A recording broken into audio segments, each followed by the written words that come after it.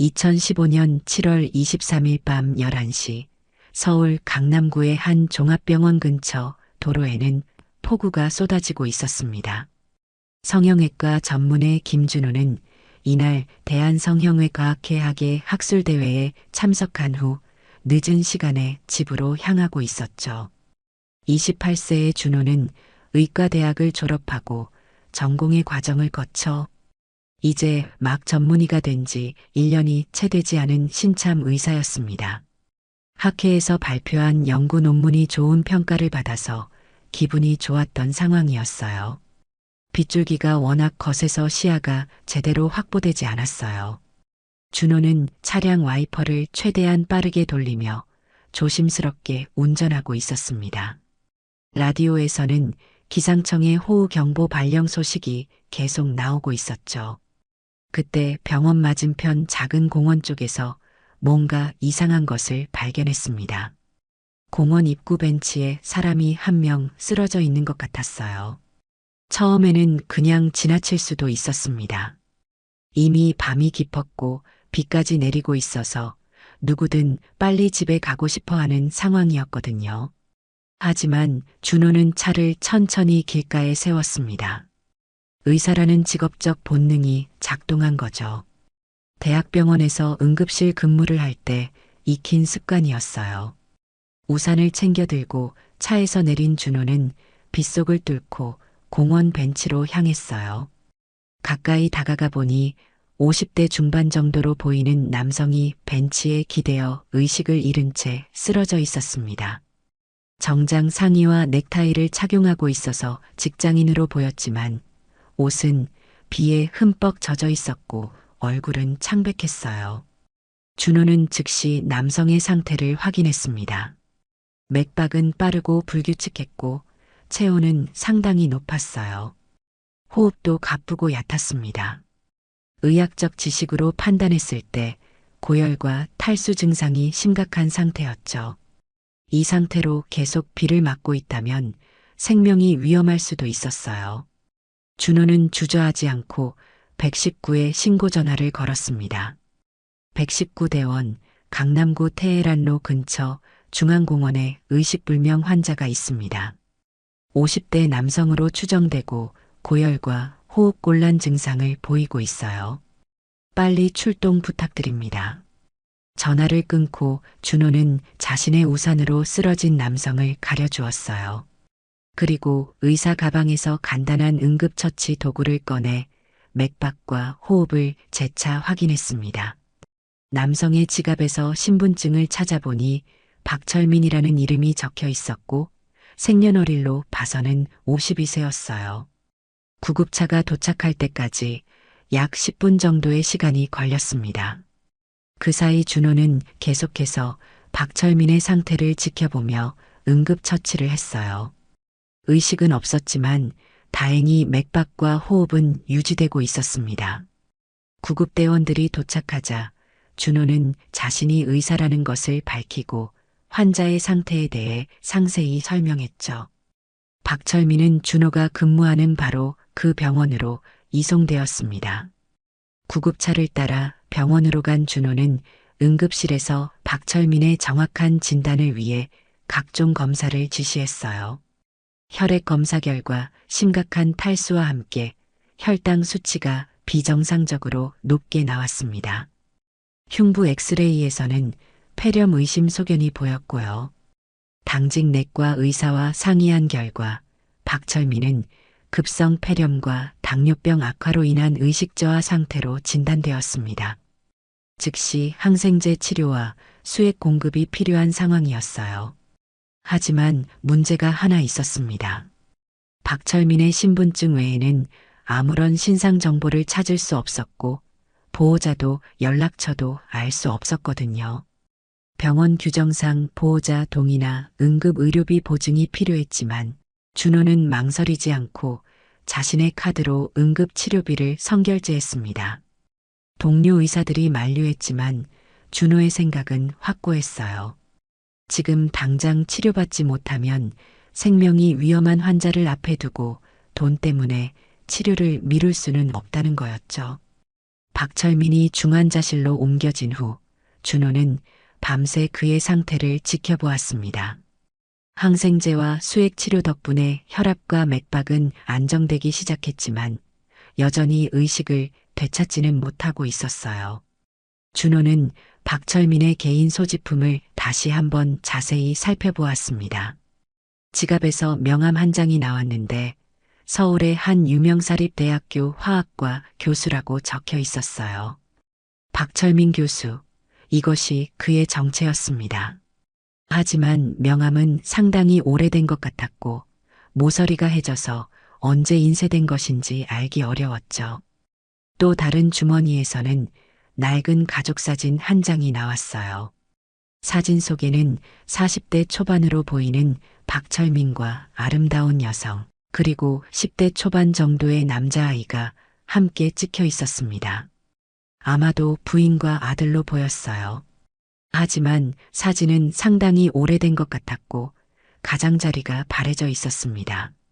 현재 박철민의 모습과 사진 속 모습 사이에는 상당한 시간의 간격이 느껴졌어요. 준호는 박철민의 옷차림도 유심히 관찰했습니다. 정장 상의와 넥타이는 브랜드 제품이었지만 상당히 낡아 있었어요. 셔츠는 여러 번 세탁해서 색이 바랬고 구두도 밑창이 많이 닳아 있었습니다. 교수라는 직책에 비해서는 초라한 행색이었죠. 더 의아한 것은 박철민의 손톱과 피부 상태였어요. 손톱 밑에는 때가 끼어 있었고 손바닥에는 굳은 살이 박혀 있었습니다. 이는 육체 노동을 해온 사람의 손이었어요. 교수직을 유지하고 있다면 나타나기 어려운 흔적들이었습니다. 준호는 병원 사회복지사에게 박철민의 신상 조회를 요청했어요. 하지만 결과는 예상과 달랐습니다. 해당 대학교에는 현재 박철민이라는 이름의 교수가 재직하고 있지 않다는 답변이 돌아왔어요. 과거 재직 기록은 있지만 몇 년 전에 퇴직했다는 것이었죠. 그렇다면 박철민은 현재 무엇을 하며 살고 있는 걸까요? 준호의 머릿속에는 여러 가지 추측이 떠올랐습니다. 혹시 교수직을 잃고 어려운 상황에 처해 있는 것은 아닐까? 가족 사진은 있지만 현재 가족들과 연락이 끊어진 상태인 것은 아닐까? 이튿날 아침 박철민의 열이 조금씩 내리기 시작했어요. 항생제 치료가 효과를 보이고 있었습니다. 하지만 여전히 의식은 완전히 돌아오지 않은 상태였죠. 준호는 자신의 근무 시간 외에도 틈틈이 중환자실을 찾아가 박철민의 상태를 확인했어요. 간호사들도 준호의 헌신적인 모습에 감동했습니다. 전혀 모르는 사람을 위해 치료비까지 대신 지불하면서 이렇게 정성스럽게 돌보는 의사를 본 적이 없다고 했어요. 누군가는 준호에게 물었습니다. 선생님은 왜 저 환자분을 이렇게까지 도와주시는 거예요? 준호의 대답은 간단했어요. 의사라면 당연한 일이라고 했습니다. 환자가 누구든 어떤 처지에 있든 상관없이 최선을 다해 치료하는 것이 의사의 본분이라고 생각한다고 했죠. 과거가 어떻든 지금은 도움이 필요한 환자일 뿐이라고 했어요. 사흘째 되는 날 오후 드디어 박철민이 의식을 되찾기 시작했습니다. 처음에는 눈을 살짝 뜨더니 주변을 두리번거렸어요. 그리고 자신이 병원에 있다는 것을 인식하자 당황하는 기색을 보였습니다. 준호가 다가가서 안심시켰죠. 괜찮습니다. 안전한 곳이에요. 박철민은 떨리는 목소리로 물었어요. 여기가 어디죠? 저는 왜 여기 있는 거예요? 준호는 차근차근 상황을 설명했습니다. 공원에서 쓰러져 계셔서 병원으로 모셔왔다고, 폐렴과 당뇨 악화로 위험한 상태였다고 말이에요. 박철민의 눈에 눈물이 고였습니다. 그는 자신을 구해준 준호에게 고개를 깊숙이 숙였어요. 감사합니다. 정말 감사합니다. 하지만 동시에 미안하다는 말도 했습니다. 자신 때문에 피해를 끼쳤을 것 같다고, 치료비는 어떻게 해야 할지 모르겠다고 했죠. 박철민이 의식을 완전히 되찾은 지 이틀 후 준호는 그와 진솔한 대화를 나누게 되었습니다. 박철민의 상태가 많이 호전되어 일반 병실로 옮겨진 후였어요. 준호는 근무를 마치고 박철민의 병실을 찾았습니다. 박철민은 침대에 앉아 창밖을 바라보고 있었어요. 준호가 들어서자 고개를 돌리며 씁쓸한 미소를 지었습니다. 선생님, 제가 정말 민폐를 끼쳤네요. 어떻게 보답해야 할지 모르겠어요. 준호는 의자를 끌어당겨 앉으며 말했어요. 보답은 무슨, 환자분이 건강해지시는 게 가장 큰 보답이죠. 그런데 혹시 가족분들에게 연락드려야 하지 않을까요? 연락처를 알려주시면 안심시켜드리는 게 좋을 것 같은데요. 박철민의 표정이 순간 어두워졌습니다.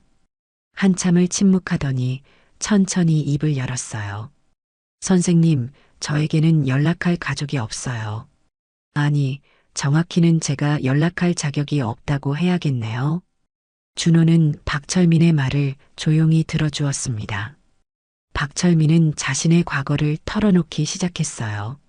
자신이 과거 서울의 명문사립대학교 화학과 교수였다는 것, 그리고 어떻게 지금의 처지가 되었는지를 말이에요.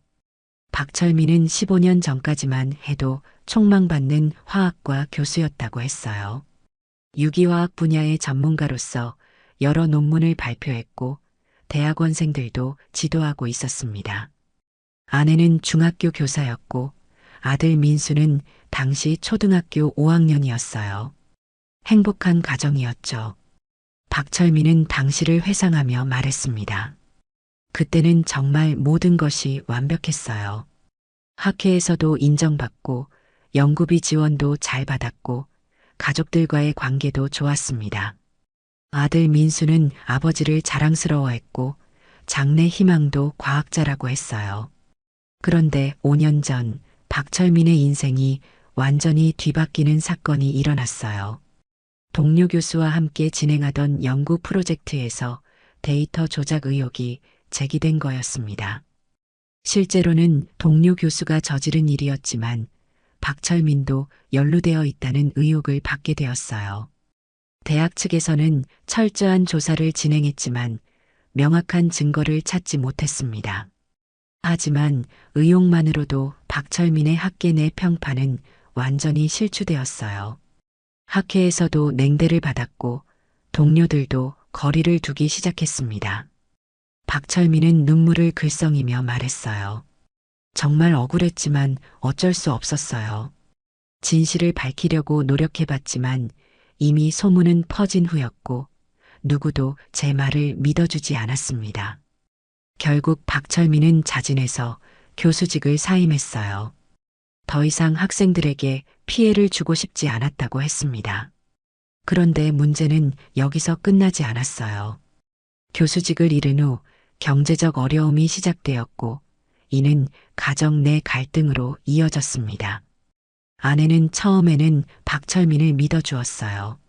하지만 시간이 지나면서 경제적 압박과 사회적 시선 때문에 견디기 힘들어했습니다. 아들 민수도 학교에서 친구들에게 놀림을 받기 시작했어요. 아버지가 부정행위를 했단 소문이 학교까지 퍼진 거였습니다. 박철민은 가슴 아픈 표정으로 말했어요. 아들이 학교에서 돌아와서 울면서 물어봤어요. 아빠, 정말 나쁜 일을 한 거야. 그 순간 정말 죽고 싶었습니다. 결국 2년 전 아내가 이혼을 요구했고 박철민은 이를 받아들였어요. 아들의 장래를 위해서라도 자신이 짐이 되어서는 안 된다고 생각했거든요. 이혼 후 박철민은 여러 직업을 전전했습니다. 학원 강사, 과외교사, 번역 1등을 했지만 수입이 일정하지 않았어요. 결국 월세도 밀리게 되었고 몇 달 전부터는 고시원조차 나와야 하는 상황이 되었습니다. 박철민은 눈물을 흘리며 말했어요. 선생님, 저는 정말 잘못 살았어요. 무고하다고 주장할 수도 있었지만 그렇게 되면 정말 잘못한 동료까지 어려워질 것 같아서 조용히 물러났어요. 하지만 그 결과 가족을 잃었고 이제는 길거리에서 쓰러질 정도가 되었네요. 준호는 박철민의 손을 잡으며 말했어요. 교수님, 잘못하신 게 아니에요. 오히려 너무 선량하셨던 것 같은데요. 다른 사람을 보호하려다가 스스로 희생하게 되신 거잖아요. 박철민은 고개를 저었어요. 아니에요, 선생님. 제가 더 지혜롭게 대처했어야 했어요. 가족을 지킬 방법을 찾았어야 했는데 결국 모든 걸 잃고 말았어요. 그런데 선생님 같은 분을 만나서 다시 살게 되었네요. 준호는 진심을 담아 말했어요. 교수님, 사람은 누구나 다시 시작할 권리가 있어요. 지금까지 어려우셨겠지만 이제부터라도 새로운 시작을 하시면 되는 거예요. 아직 젊으시고 능력도 있으시잖아요. 박철민의 눈에 희망의 빛이 스며들기 시작했어요. 정말 그럴 수 있을까요? 이 나이에 다시 시작할 수 있을까요? 준호는 확신에 차서 대답했습니다. 물론이에요. 교수님이라면 충분히 가능해요. 그날 밤 박철민은 오랜만에 편안한 잠을 잤어요.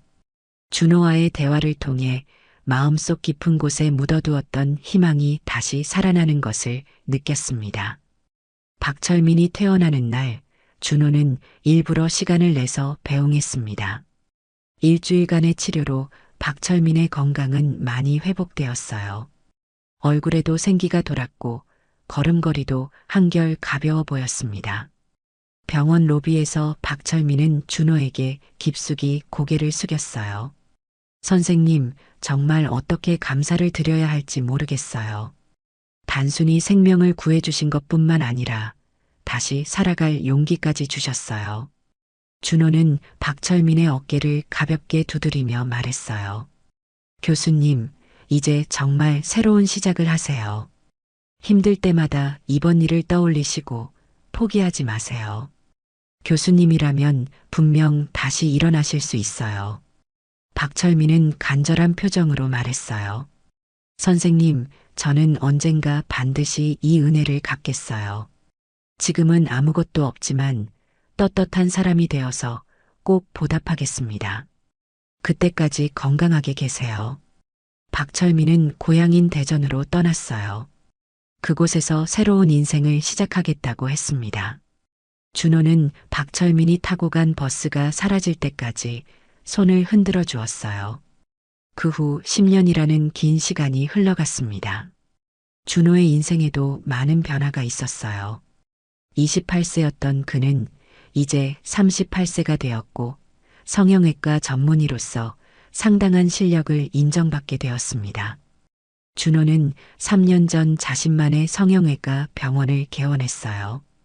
강남 한복판의 10층 건물에 위치한 아름다운 병원이었습니다. 환자들 사이에서도 실력과 인품을 인정받아 예약이 끊이지 않았어요. 병원 이름은 준호 성형외과였고 직원만 30명이 넘는 큰 규모였습니다. 더욱 기쁜 소식은 2년 전 만난 이수진과의 만남이었습니다. 수진은 간호사 출신으로 현재는 준호의 병원에서 행정팀장으로 일하고 있었어요. 30세인 수진은 따뜻하고 성실한 성격으로 준호의 마음을 사로잡았습니다. 두 사람의 만남은 우연이었어요.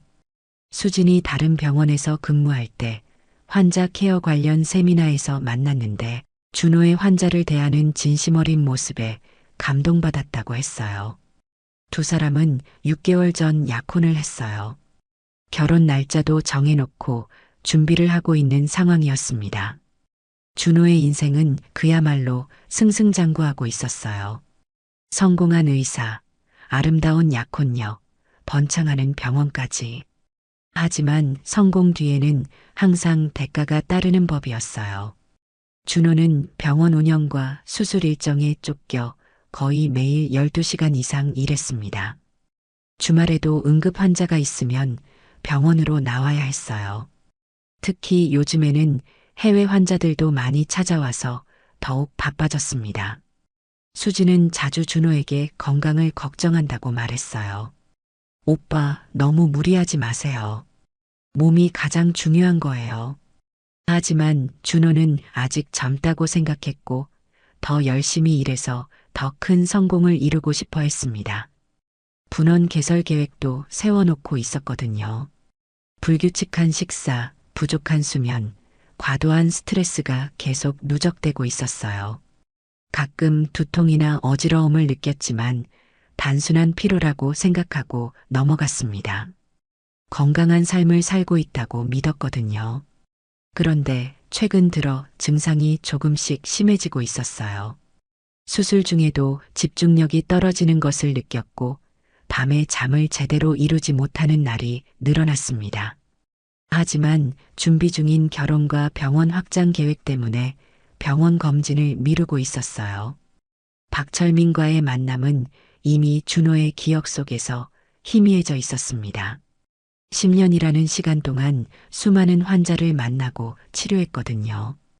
가끔 그때 일이 떠오르기도 했지만 박철민이 어떻게 지내고 있는지는 알 수 없었어요. 준호는 여전히 어려운 환자들을 도왔습니다.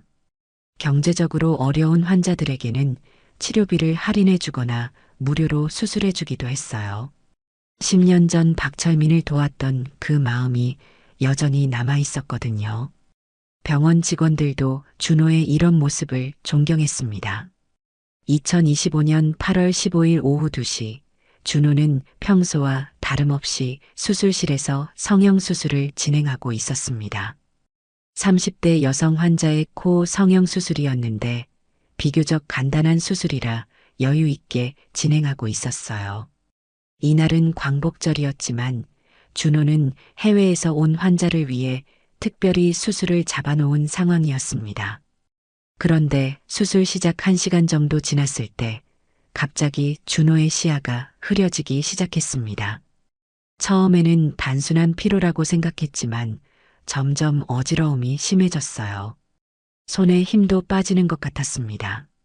준호는 잠시 수술을 중단하고 깊게 호흡했어요. 하지만 상황은 더욱 악화되었습니다. 갑작스럽게 가슴에 극심한 통증이 찾아왔고 숨쉬기가 어려워졌어요.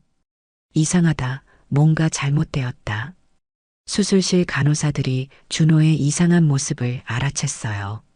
원장님, 괜찮으세요? 얼굴이 너무 창백해 보이는데요. 준호는 괜찮다고 말하려 했지만 목소리가 제대로 나오지 않았습니다. 그 순간 준호는 바닥에 쓰러졌어요. 의식을 잃기 직전까지도 환자를 걱정했습니다. 수술, 환자는 어떻게 하지? 하지만 이미 몸의 통제권을 완전히 잃은 상태였어요. 수술실은 순식간에 아수라장이 되었습니다.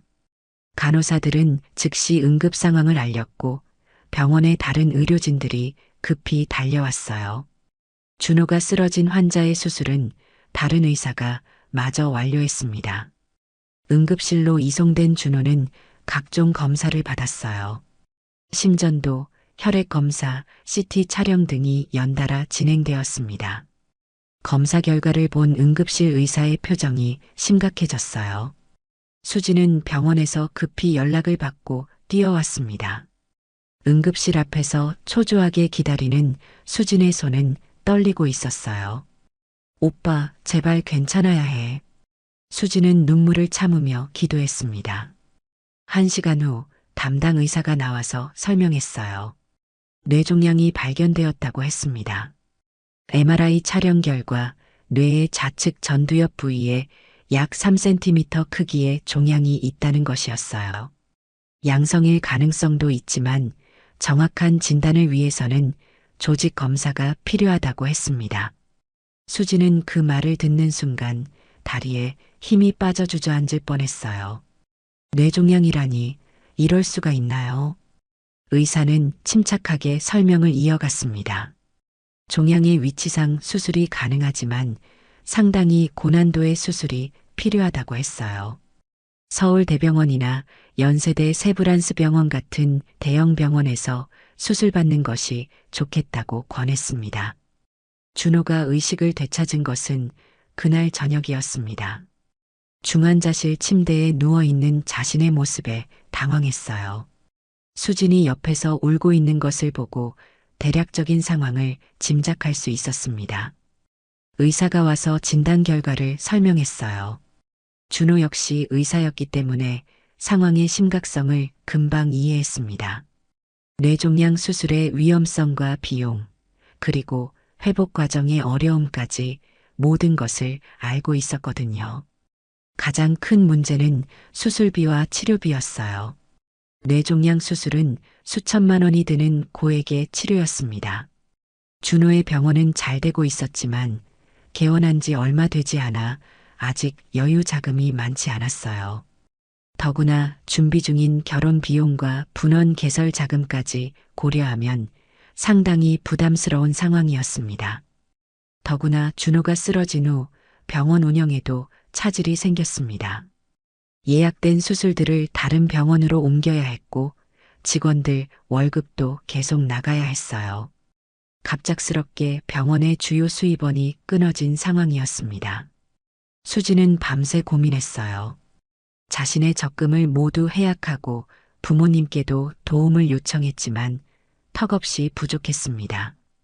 은행 대출을 알아봤지만 준호가 현재 수술을 받을 수 없는 상황에서 대출 승인이 쉽지 않았어요. 수진의 부모님도 중산층이었지만 이런 거액을 마련하기는 어려웠습니다. 병원 직원들이 자발적으로 모금 운동을 시작했습니다.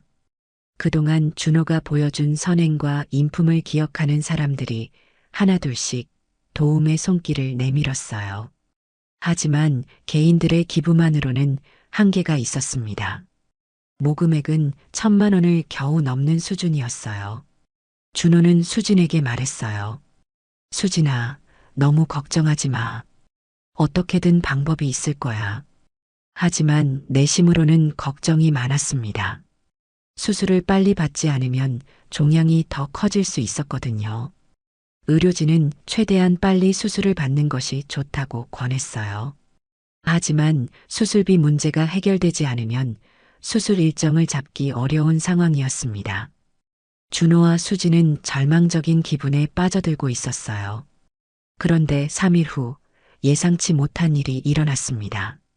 병원 원무과에서 연락이 왔어요. 익명의 후원자가 준호의 모든 치료비를 지원하겠다는 제안을 해왔다는 것이었습니다. 병원 원무과 직원은 수진에게 상황을 자세히 설명했어요. 오늘 오전에 정장을 입은 중년 남성이 병원을 찾아왔다고 했습니다. 그는 김준호 원장의 치료비 전액을 지원하고 싶다고 말했어요.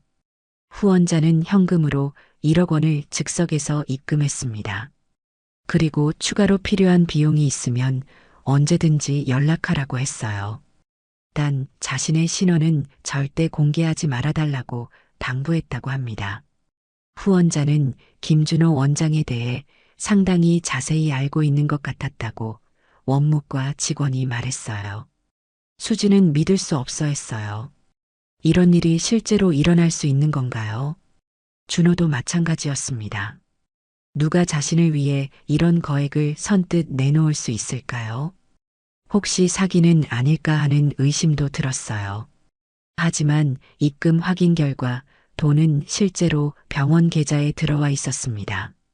가짜 돈도 아니었고 정당한 절차를 거친 송금이었어요. 수지는 기쁨과 당황스러움이 동시에 밀려왔습니다.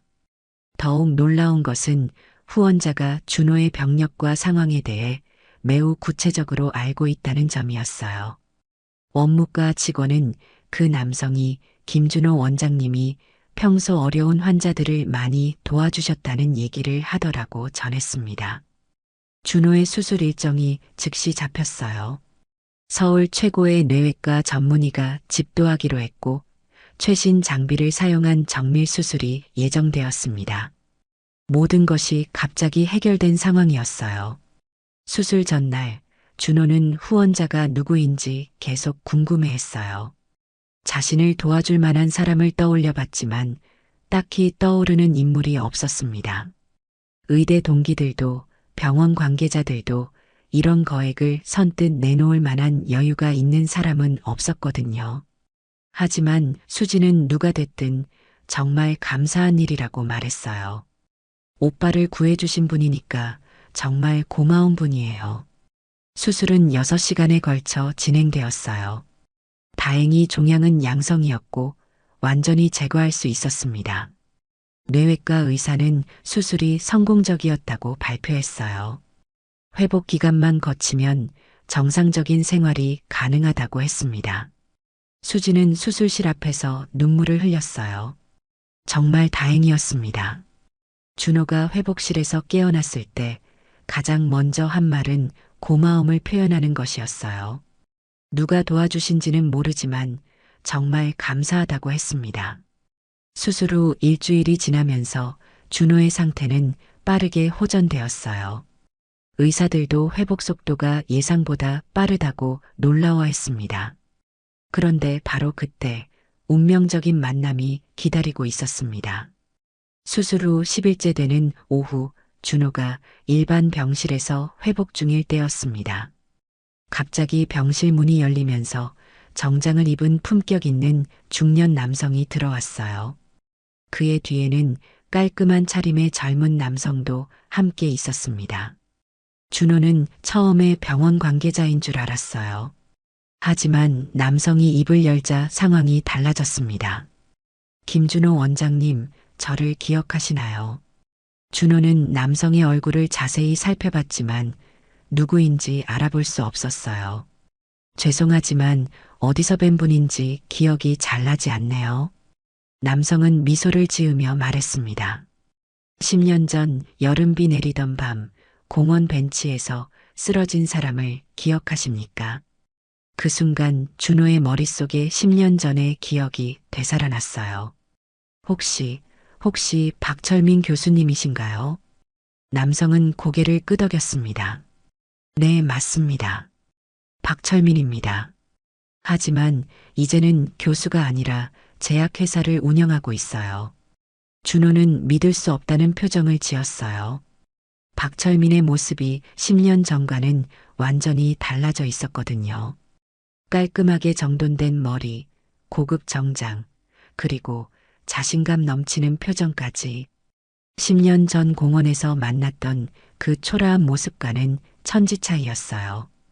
박철민은 함께 온 젊은 남성을 소개했습니다. 이 사람은 제 아들 민수입니다. 현재 의대 4학년이에요. 박민수는 정중하게 인사했어요. 안녕하세요, 박민수입니다. 아버지로부터 선생님 얘기를 정말 많이 들었어요. 준호는 더욱 놀랐습니다. 아들분이 의대생이라니 정말 대단하시네요. 박철민은 의자에 앉으며 지난 10년간의 이야기를 들려주기 시작했어요. 선생님 덕분에 병원에서 나온 후 저는 고향 대전으로 내려갔습니다. 처음에는 정말 막막했어요. 하지만 선생님께서 해주신 말씀을 계속 떠올렸습니다. 다시 시작할 수 있다고, 포기하지 말라고 하신 그 말씀을요. 박철민은 대전에서 작은 화학 실험실부터 시작했다고 했어요. 과거 교수 시절의 연구 경험을 바탕으로 소규모 의약품 성분 분석 일을 하기 시작했습니다. 처음에는 월 100만 원도 벌기 어려웠지만 점점 실력을 인정받기 시작했어요. 2년 후에는 작은 제약 연구소를 차렸습니다. 직원 3명으로 시작한 정말 작은 회사였어요. 하지만 박철민의 전문성과 성실함이 입소문을 타기 시작했습니다. 특히 천연물질을 이용한 신약 개발 분야에서 독특한 아이디어를 내놓았어요. 박민수가 아버지의 이야기를 이어받았습니다. 아버지는 정말 열심히 사셨어요. 하루에 15시간씩 연구실에서 지내시면서 새로운 약물 개발에 매진하셨습니다. 그 결과 3년 전 혁신적인 당뇨병 치료제를 개발하는 데 성공했어요. 이 신약이 글로벌 제약회사들의 주목을 받으면서 박철민의 인생이 완전히 바뀌었다고 했습니다. 현재는 직원 500명 규모의 중견 제약회사로 성장했고 해외 진출도 활발히 하고 있다고 했어요. 박철민은 감격스러운 표정으로 말했습니다. 선생님, 정말 믿어지지 않으시죠? 저도 가끔 꿈인 것 같아요. 10년 전 공원에서 죽을 뻔했던 제가 이렇게 될 줄은 정말 몰랐습니다. 그런데 가장 기쁜 일은 따로 있었어요. 박철민은 2년 전 부인과 재결합했다고 했습니다. 자신이 성공한 후 먼저 연락을 했고 진심 어린 사과와 함께 다시 시작하자고 제안했다고 해요. 아들 민수도 아버지를 다시 자랑스러워하게 되었다고 했습니다. 민수는 말했어요. 아버지가 늘 말씀하셨어요. 김준호 선생님이 없었다면 지금의 우리 가족도 없다고. 그래서 저도 의사가 되기로 결심했어요. 아버지처럼 어려운 사람들을 도울 수 있는 의사가 되고 싶거든요. 박철민은 준호에게 진심 어린 감사의 말을 전했습니다. 선생님, 제가 오늘 여기 온 이유는 단순히 인사차 온 것이 아닙니다. 선생님의 치료비를 제가 지원했다는 것을 알려드리고 감사 인사를 드리려고 왔어요. 준호는 깜짝 놀랐어요. 그러면 익명의 후원자가 교수님이셨던 거군요. 박철민은 고개를 끄덕였습니다. 10년 전 선생님께서 저를 위해 치료비를 대신 지불해 주셨던 것을 제가 어떻게 잊을 수 있겠어요. 이제 제가 그 은혜를 갚을 때가 된 것 같아서요. 하지만 박철민의 계획은 여기서 끝나지 않았어요. 그는 더 큰 계획을 준비하고 있었습니다. 선생님, 저는 선생님의 이름으로 의료봉사재단을 설립하려고 합니다. 어려운 환자들이 경제적 부담 없이 치료받을 수 있도록 돕는 재단이에요. 준호는 감동을 감추지 못했어요. 그런 거창한 일까지 하실 필요는 없는데요. 박철민은 단호하게 말했습니다. 아닙니다, 선생님. 이것은 제가 꼭 해야 할 일이에요. 선생님께서 제게 주신 건 단순한 치료가 아니었습니다. 인간에 대한 믿음과 희망이었어요. 그 희망이 저를 여기까지 오게 만들었습니다. 민수도 아버지의 말에 동조했어요. 선생님, 저희 가족의 인생을 바꿔주신 분이에요. 이 정도는 당연히 해야죠. 박철민은 구체적인 계획도 설명했습니다. 재단 초기 운영 자금으로 100억 원을 출연할 예정이고 매년 수십 명의 환자들을 지원할 계획이라고 했어요. 특히 준호처럼 다른 사람을 도우다가 자신이 어려움에 처한 의료진들을 우선적으로 지원하겠다고 했습니다. 준호는 박철민의 손을 잡으며 말했어요. 교수님, 정말 대단하세요. 10년 만에 이렇게 큰 성공을 이루시다니.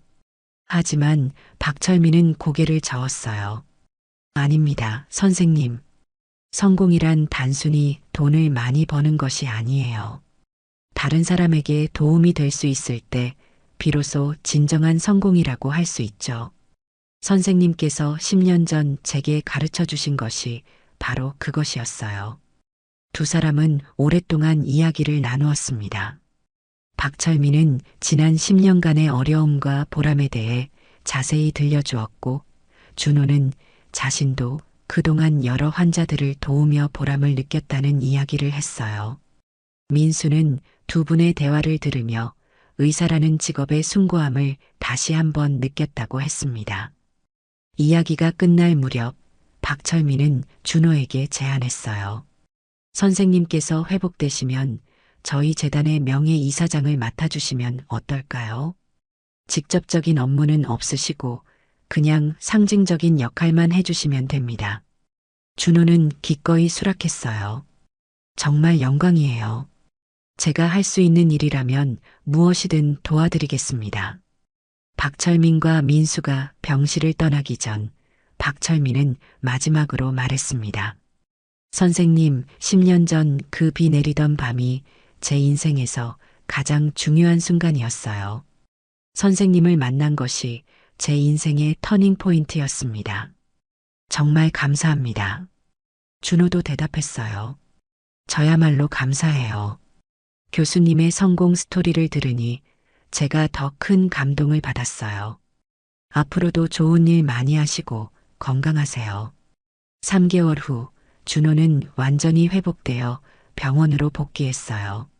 수술 후유증도 거의 없었고 예전보다 더 건강해진 것 같았습니다. 이번 일을 통해 건강의 소중함을 깨달았고 일과 휴식의 균형을 맞추려고 노력했어요. 박철민은 약속대로 김준호 의료봉사재단을 설립했습니다. 재단 설립 기념식에는 많은 의료진과 환자들이 참석했어요. 준호는 명예이사장으로서 감사 인사를 했고 박철민은 이사장으로서 재단의 비전을 발표했습니다. 재단의 첫 번째 수혜자는 경제적 어려움으로 수술을 미루고 있던 한 가정의 어린 아이였어요. 선천성 심장병을 앓고 있는 7살 아이의 수술비 전액을 재단에서 지원했습니다. 아이의 부모는 눈물을 흘리며 감사해했어요. 준호와 수진의 결혼식도 성황리에 치러졌어요. 박철민 가족이 주례를 맡았고 재단 관계자들과 많은 환자들이 축하해 주었습니다. 결혼식에서 준호는 신부에게 말했어요. 수진아, 우리도 박 이사장님처럼 다른 사람들에게 도움이 되는 삶을 살자. 수진도 기꺼이 동의했어요. 민수는 의대를 졸업한 후 준호의 병원에서 인턴 과정을 시작했어요. 그는 아버지와 준호를 롤모델로 삼아 훌륭한 의사가 되기 위해 노력했습니다. 환자를 대하는 따뜻한 마음가짐은 이미 아버지로부터 물려받은 것 같았어요. 박철민의 제약회사는 계속 성장해서 국내 10대 제약회사 안에 들어갔어요. 하지만 그는 사업 확장보다는 사회 환원에 더 큰 관심을 보였습니다. 매년 매출의 10%를 의료봉사재단에 기부했고 어려운 환자들을 위한 무료 진료소도 전국에 10곳을 설립했어요. 5년 후 김준호 의료봉사재단은 국내 최대 규모의 의료지원재단으로 성장했습니다. 지금까지 수천 명의 환자들이 재단의 도움을 받았고 많은 의료진들도 재단의 지원으로 어려운 환자들을 치료할 수 있었어요. 준호는 여전히 성형외과 의사로 활동하면서 재단 활동도 병행하고 있어요. 박철민은 제약회사 회장으로서 신약 개발에 매진하면서도 사회적 책임을 다하려고 노력하고 있습니다. 민수는 훌륭한 의사로 성장해서 아버지와 은인인 준호를 자랑스러워하고 있어요. 어느 날 박철민이 준호에게 말했어요. 선생님, 10년 전 선생님께서 제게 해주신 작은 친절이 이렇게 큰 변화를 만들어냈어요. 정말 신기한 일이죠. 준호는 대답했어요. 교수님, 그때 제가 한 일은 정말 작은 일이었어요. 진짜 대단한 건 그 후에 교수님께서 보여주신 노력과 의지였죠. 두 사람은 함께 웃으며 말했습니다. 작은 친절이 만드는 기적. 이것이 우리가 경험한 진정한 기적이었네요. 그리고 이 기적은 앞으로도 계속될 것입니다. 더 많은 사람들에게 희망을 전하면서 말이에요. 오늘 이야기 어떠셨나요?